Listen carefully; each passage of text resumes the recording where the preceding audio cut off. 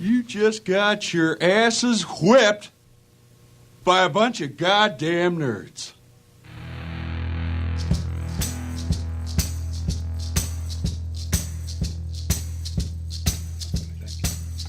Oh yeah, I did. Were we here though? Or were we like, was I in I don't remember. my house? No clue.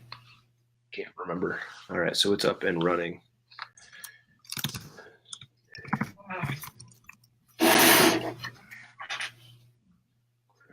Sweet. Actually, we don't need that. It looks silly. There we go. All right, I am on. It is live. And we have, let's see, Kaepernick. We'll start there. Ohio State, Michigan State. And finish up with your comments on baseball standings. I like that. That was good, by the way. Thanks. It's good content. It was just good. It was good information. Very informative. This gamer headset of mine is pretty sweet. You know, I feel like not a nerd at all. Yeah. We got to keep it at a tight 30 minutes because I've got to go. Tight 30. Tight 30. Yeah. I'm not seeing anything on Instagram, dude. Really? Do you have to invite me? I don't know. Oh, there. Oh, I got you now. There we go. Do. And you go live. It looks like my request is being accepted. Congratulations. I'm glad I could make that happen for you. That's the up nose shot right there. There we go. Oh, now we gotta forget. We gotta turn this down. There we go. Oh yeah. Hey, there he is. This is some low rent shit we do. Brian Schrader, my friend, how are you doing today? Good. How are you, man? I am doing well. I am excited for Iowa football tomorrow, and so my Fridays prior to Iowa football games are usually pretty exciting. Yeah. Yeah, I see you right there. Playing that position of respect, the day game, the coveted 11 o'clock spot. Iowa is No, it's a 2:30 game. not like the prime time Michigan Notre Dame good football game of tomorrow. Oh, because it's on NBC. So yeah, just because you're playing Notre Dame, right? Yeah, don't give Michigan too much credit at all. This is Sports Nerds, everybody. We are here. We are back. We didn't take a week off, but last week, obviously, Tim Dwight was on the show. So Brian, he took the week off. I took, but you took the week off. Before we jump into today's fantastic and everyone loved the show. So apparently, I should do that more often. I think it was just because he was an Iowa alumni, and the vast majority of our listeners are from the great state of Iowa. So that could very much be what it is. That could be it. That's my guess. Folks, Instagram, we are there at sports.nerds. We're on Twitter @_sportsnerds. And we are at Facebook, fb.me/sportsnerds. And Brian, this week we hit the threshold to get a customized URL on YouTube. And so folks can go there. It's just YouTube/C, which I'm not sure where that is, /sportsnerds. So you got to add the C in there. Make sure you get the /C/sportsnerds. But we are getting a shitload of views on YouTube.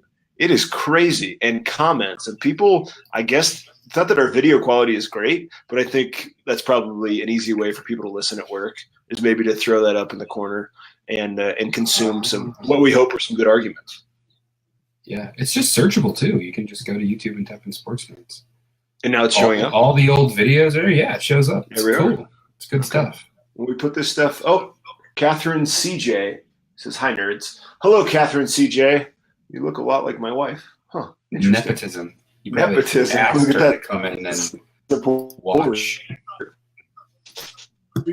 Because we'll post this probably tomorrow morning while I'm waiting for my flight elsewhere.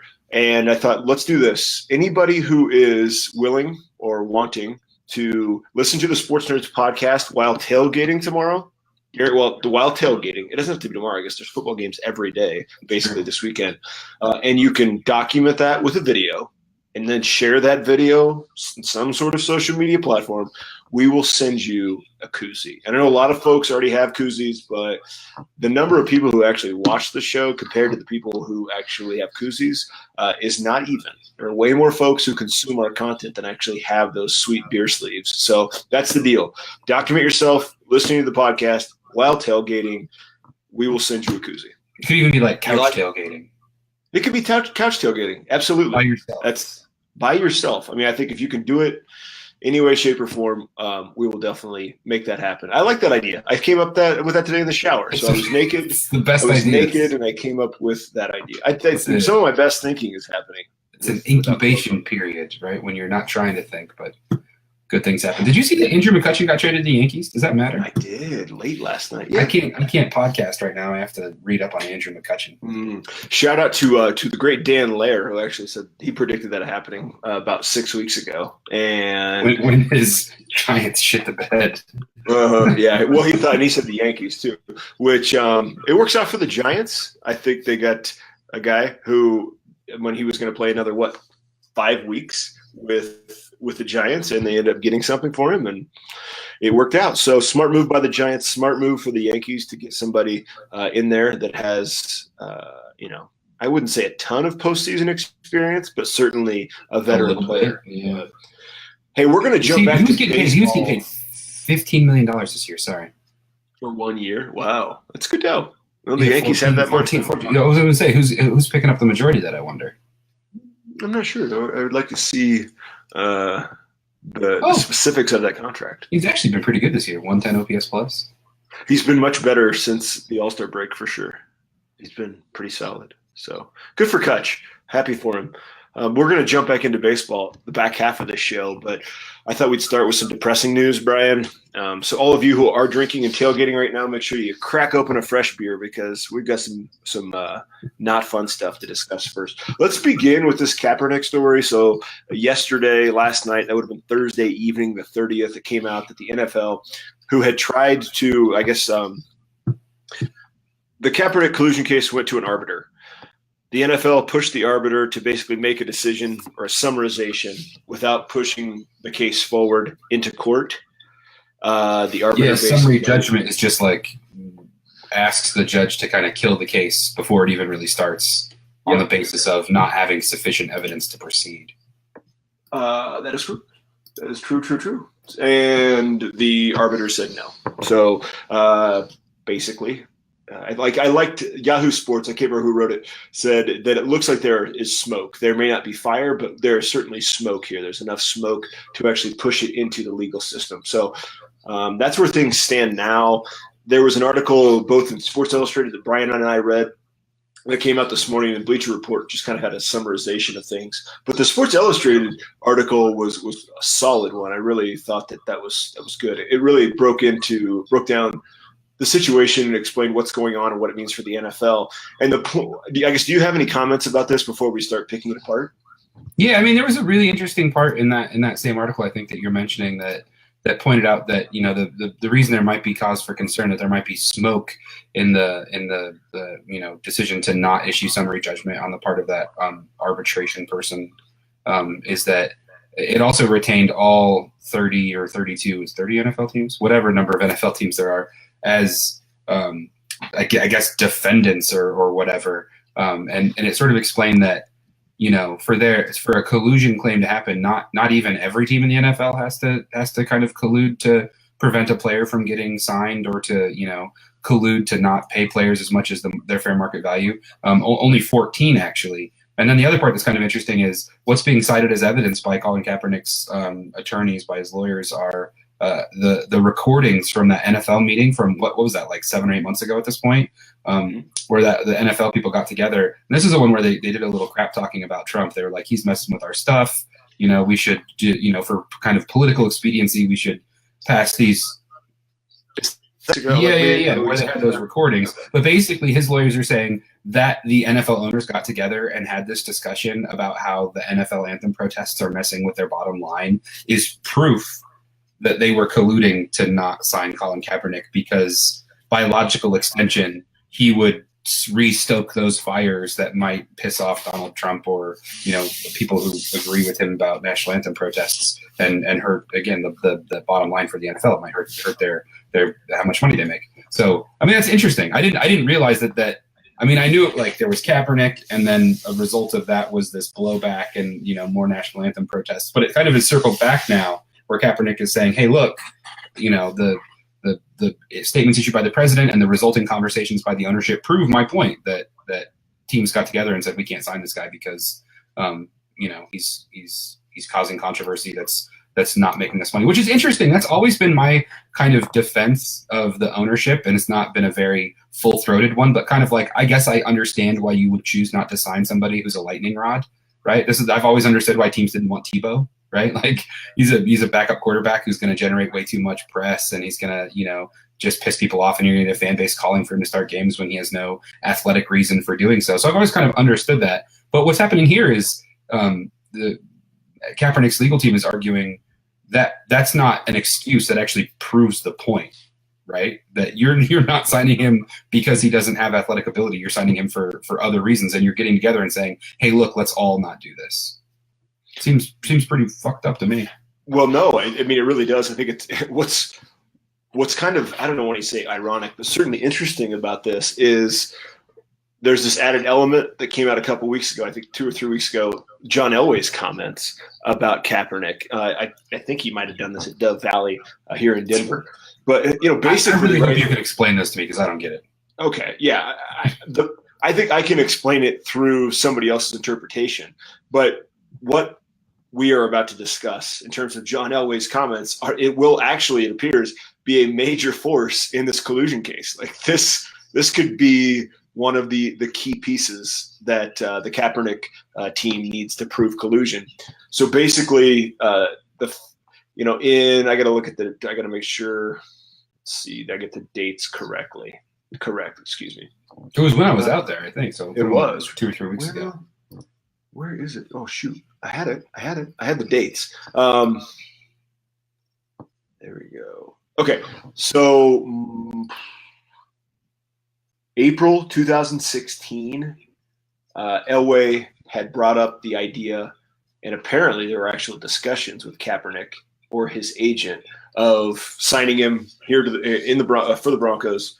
$7 million was apparently the offer on the table, and by the end of so that was April 2016, and then in March 2017, so almost a year later, which is basically 1 year in which the protest happened, that offer was off the table. And the point is, that's ironic because Kaepernick actually had a better season, I believe. He played better in 2016 than he had the season prior, in which, I guess Elway was thinking about offering him $7 million.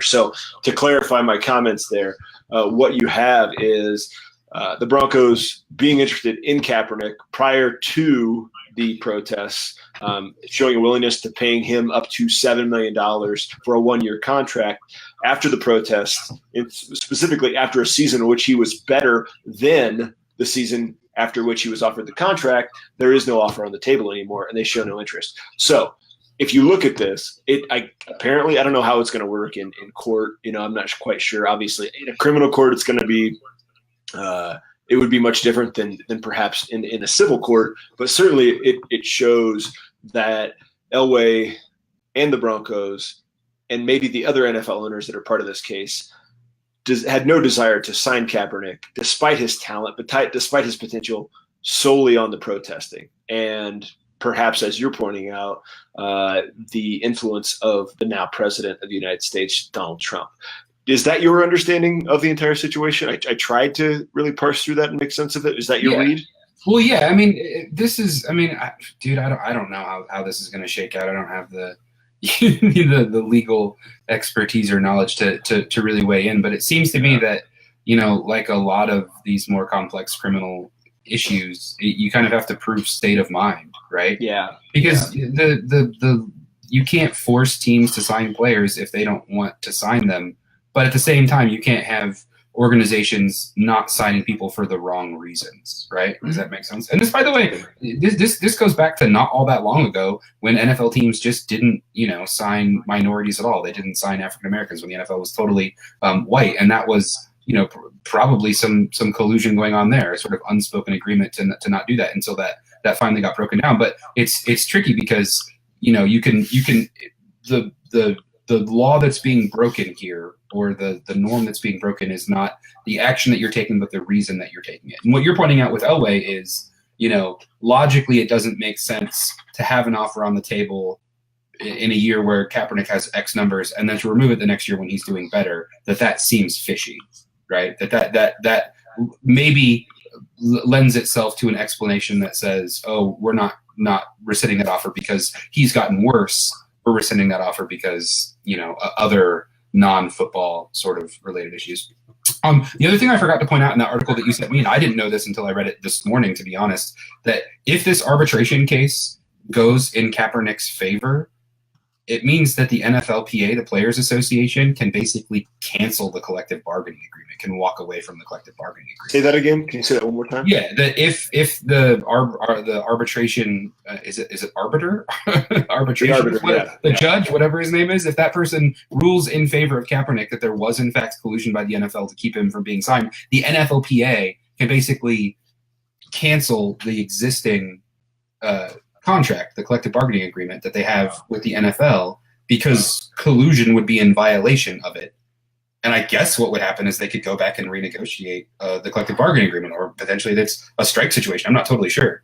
But that's interesting. This is not just about Kaepernick. This is about whether or not players as a collective body, as a body that can collectively bargain, have had their rights violated by the NFL, right? So this, it opens up a really makes sense. Yeah. Wow. Hey, and shout out, by the way, before we wrap this one up, to Nikki Jabvala, who's actually here in Denver. She writes for The Atlantic, and interesting person, interesting journalist. She's basically found her footing here in Denver, and in a place where everybody's got, let's say, we can be a bit crass because we're no longer on the radio, John Elway's testicles in their mouth. Nikki is definitely not one of those people, because Mike Kliss does. I'll tell you that. That dude loves him some John Elway and some Broncos. And so I think it's great. I think it's fantastic that this story obviously comes from here in Denver. But, it's a big – this is the kind of shit that happens, right? You have all of these NFL owners who think that they are above everything. They certainly believe that they're above the players. People get pissed off at the players for kneeling.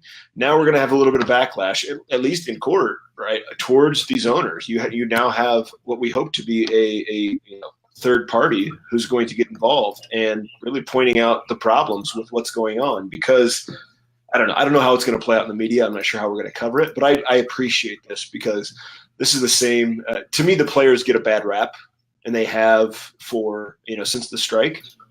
But anyhow, right, very, very quite I'm interested in how this plays out. And, this is one of the reasons why I don't plan on watching the NFL this year, just because of the relationship between players and owners. Owners specifically just irritate me. And I think that unlike any of the other sports, they're boisterous, they're loudmouthed, and they're oftentimes not smart. And so I'm gonna sit this one out, but I guess I use this entire story as my platform to lead us to that conclusion. Thoughts? Yeah. I'm still gonna watch football, but I know you are. So Sundays are free, dear. I'm a walking contradiction. One of these days we got to talk about that. By the way, I told Dan, and we need to get Dr. Brendan Kendall on this show, who's not a huge sports fan, but he talks a lot about communication ethics, and I think that would be some interesting perspective, as long as we can basically kind of, what am I trying to say, harness him. He's a talker. I can agree with everything you just said, and also think that the Red Zone channel is badass. So. I know. It's tough. I know, but the mental calculus that we do is pretty extensive. I'm going to tune into Iowa football tomorrow. I'm going to tune into a lot of football tomorrow when I'm not forced to be doing wedding things. And I'm going to watch a lot of that stuff. So a lot of college football. All right, let's move on to an even more depressing case. which would be, I guess, do you want to start? Well, no, let's start with Michigan State, right? Yesterday, the NCAA, basically, they concluded their investigation of Michigan State. They wrote a letter and said that the athletic department handled Larry Nassar's abuse of student athletes and had the fine.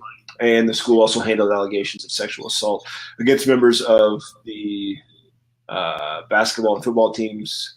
Fine, cleared on all counts. No rules were broken, and Michigan State will be allowed to move along. Now, obviously, there will be civil cases that happen. Can the law get involved, Brian?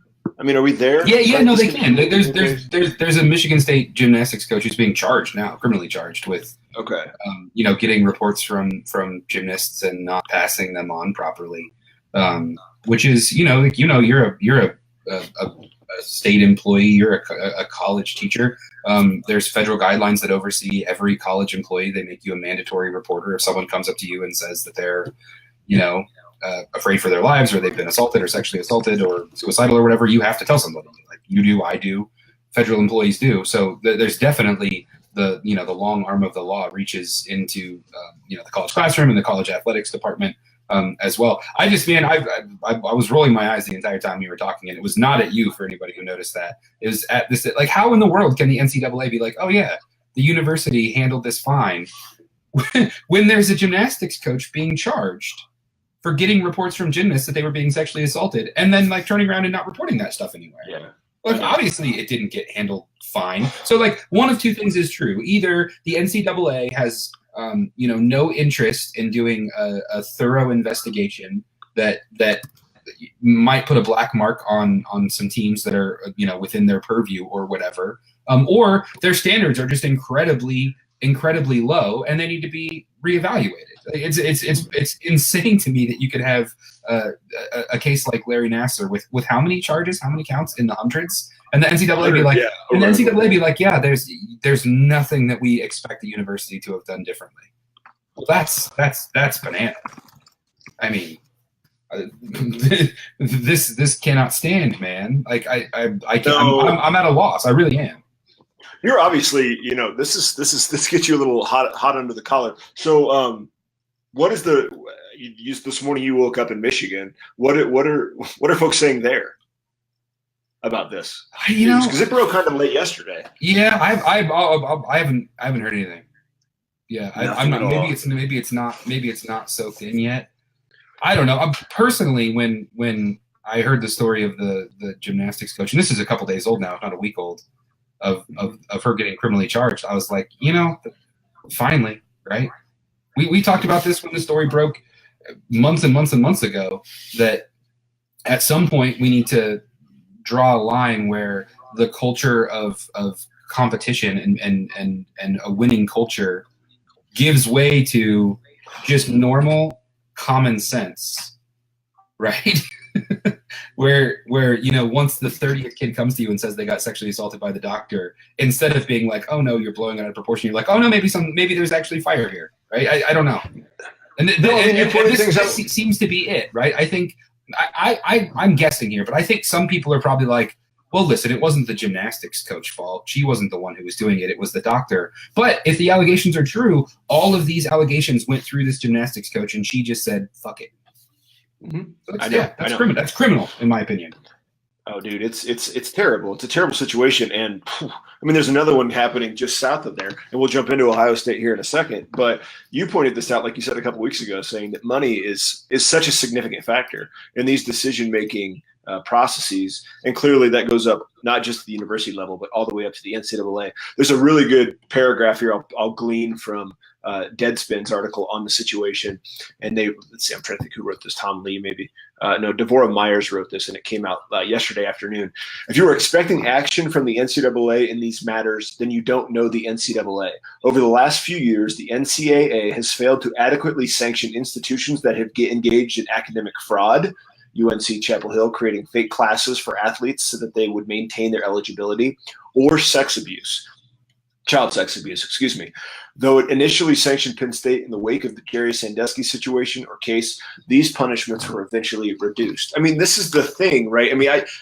The NCAA puts itself, right, has literally constructed a hierarchy in which it is at the top. And it is at the top and has all the power to dictate everything below it. How schools act, how athletes act, how coaches act. And then when this situation happens, right, when serious cases, I'm not talking about some athlete tweeting something racist, and I understand that's serious, but in the grand scheme of what's going on here, this is major. It does nothing because it has no fucking power. It doesn't have power. It's got nobody there in that institution that would be able to effectively adjudicate what's going on. Let's hope to God that the law gets involved, because if I'm some of these athletes, if I'm an athlete at Michigan State, if I'm an alumni and this gets broken yesterday, I mean, I'm devastated. I don't know. Ridiculous. I don't think it would be crazy if Michigan State shut down its gymnastics program. I don't know if they did or not. Sort of a self-imposed moratorium or a self-imposed death penalty. And truthfully, given the scope of this thing, I wouldn't be surprised if they were like, we're taking a year off sports. I mean, they'll never do it. But if they did it, I'd be like, yeah, that seems reasonable to me to go ahead and do that. And, you know, the weird thing is, oftentimes you get this line from the NCAA that I've always kind of dug on, which is like when they suspend programs or coaches get in trouble or whatever, they call it that institutional oversight stuff. Like either you knew about this and you did nothing, or you didn't know and you were out of control, right? You should have known and you didn't. That proves that you have no institutional oversight. Why is that not in play here, right? Mm-hmm.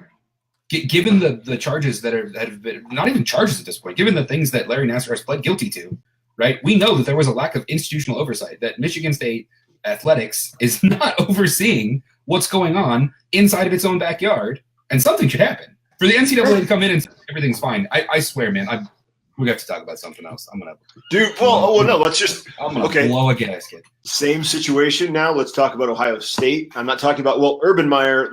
We've already discussed that. But yesterday, Brian and I were talking. There was an article in the AP. Basically, we are now up to 145 firsthand accounts or allegations of a team doctor, an athletics department doctor, abusing men and women, male and female athletes, and other students during the course of 2 decades at Ohio State. This is the wrestling situation that everybody said was a bunch of bullshit. Fake news, right? It was called fake news. I mean, 145 people. This isn't smoke. This is fire. And again, institutional cover-up. This is the same fucking institution that just let Urban Meyer off the hook. I mean, it's so aggravating. It's so aggravating. And where this governing body that is the NCAA focus on this shit, not whether or not some AAU coach is paying $50,000 to a kid that's got nothing. Like, I just don't understand. Getting Johnny Manziel for selling autographs. Oh my God, man, frustrating. This is just it's just yeah. I don't know. What do you think? When you read this story about Ohio State, did you have thoughts on this, or did you want to talk about Urban Meyer? It was deja vu all over again, man. It was the exact same thing. And when listen, if you go back to the episode when we talked about this Ohio State thing, you know, we speculated that maybe the Nassar thing was going to, and this is sort of like a broader, I think, kudos to the Me Too movement of giving people the courage to fucking come out and say what happened to them, right? That I don't think that this will end with Ohio State, right? It seems to be an MO, right, of people in positions of power, you know, doctors having sort of more access to people than others, and being in a position of trust might be in a position where they're more likely to get away with something like this. I wouldn't be surprised if you have more stories like this that break. But it seems like in both cases, you know, in the Ohio State wrestling case, it was an open secret.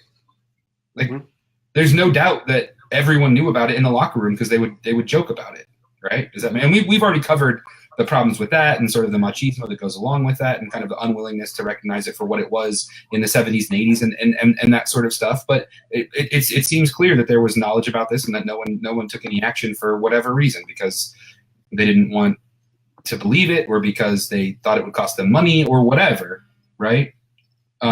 So I don't know, man. I know it's frustrating. I can tell that you're super, super pissed off, and I am too. Obviously, I'm guessing we're gonna have to talk more about the Ohio State, the doctor, that Dr. Richard Strauss. I mean, it's an AP story yesterday. It's going to gain momentum. It's a really poor time, right, to be getting too much attention because college football is starting, and we know that media outlets are going to focus on that. But I wanted to say something before we move on to the final story of today. Ohio State trustee Jeffrey Wadsworth actually resigned yesterday because he wanted a harsher punishment for Urban Meyer. There was a really good article in Bleacher Report about this. So basically, Wadsworth, his quote is, "I didn't feel that I'd seen high integrity behavior." And you have this dude, right, who is stepping down basically because Urban Meyer got 3 game suspension for how he handled the domestic abuse allegations towards former receivers coach Zach Smith. If you listen to the apology or whatever the hell you would call that, he cops to knowing that it was going on and then just simply mishandling it. And so, hey, props to this guy for having a spine, right, for leaving this position at OSU. I'm guessing a very, very powerful position, and basically telling the school to go eat shit because they didn't do it right. So, yeah, interesting, very, very interesting. Man. Yeah, so it's kind of an interesting protest move, right? To see if I know if it draws more attention or whatever. Yeah, probably won't. People know who Urban Meyer is, and they have no idea who Jeffrey Wadsworth is. Yeah. Now Brad Yachty he's following the live stream there on Facebook and mentioned the Tom Herman allegations or implications, right? Which is if you've been reading up on that, perhaps involved in some of this situation, knowingly,